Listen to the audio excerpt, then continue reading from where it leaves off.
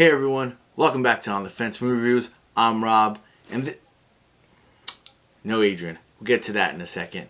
This is our new series called Slashback Fridays.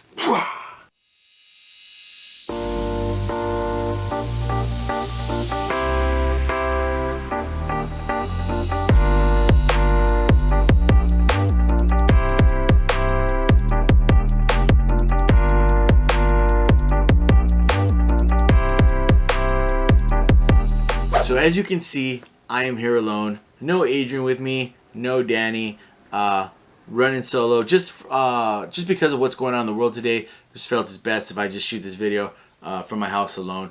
And let me just say, when we talked about doing a horror section and we were gonna call it Slashback Fridays, there's one movie that kind of just stood out to me right from the jump.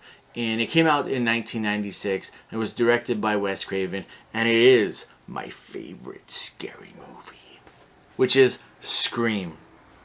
Now, Scream stars Neve Campbell, Courtney Cox, David Arquette, which kind of the core main three.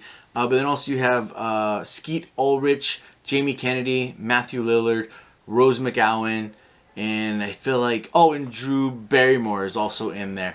Now, Scream takes place, when we start off in Scream, we're following Neve Campbell's character, which is Sidney Prescott, and it's roughly about a year. They're coming up on the 1 year anniversary of when her mother was murdered, and a new killer has kind of come forth and is murdering people at her school, or from her school I should say, and the story picks up from there. And let me say one thing first, is when I first saw this movie, and even to this day, I really Neve Campbell just stood out for me. It's Sidney Prescott. She wasn't, in my opinion, she wasn't your regular damsel in distress. She has a couple of run-ins before the end, the final act. She has a couple run-ins with the killer before, and she's a kick butt type of person. She's just not running,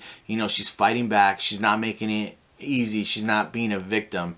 She's fighting off this killer, and anytime she's put in any kind of life-threatening situation, she doesn't she doesn't quiver. She kind of rises to the occasion. And also, I would say Courtney Cox's character too, Gail Weathers, she's a reporter who is very much in the same kind of lane as she's a very in-your-face kind of reporter.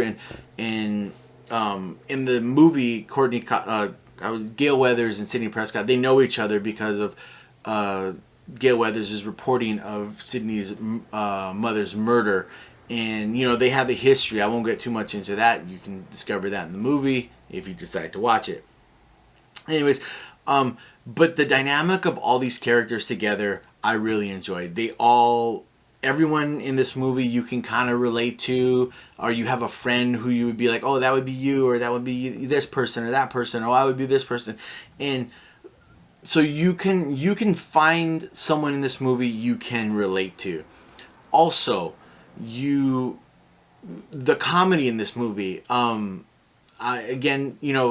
feel like horror and comedy, they kind of do go almost hand in hand, because sometimes, at least in my opinion, Adrian might tell you different, because I laugh at some stuff that he's just not laughing at.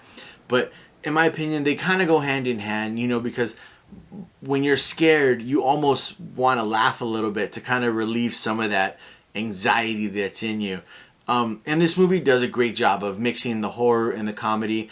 I would say Jamie Kennedy's character and Matthew Lillard's character are the standout comedy people in this movie. As far as their comic relief, they give you lines, and they give you just certain things they do that you just laugh at, and then you go back to murder. So I would say that they mix very well.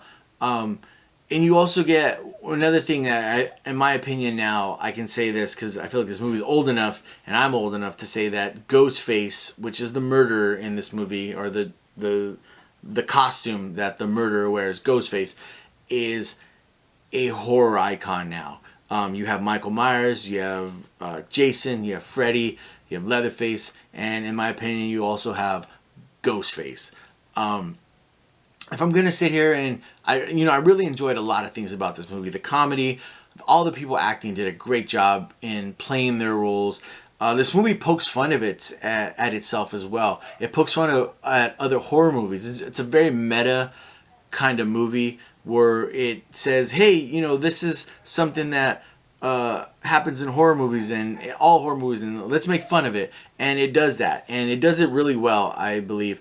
If I'm gonna try and find something that I don't like about this movie, it's hard for me. But if I'm gonna take myself out of it being my favorite scary movie, and be like, oh, okay, well, maybe some of the characters are maybe a little over the top, or they would do things that you normally wouldn't do. But I feel like that kind of happens in all horror movies. You running up the stairs when you should be running out the front door.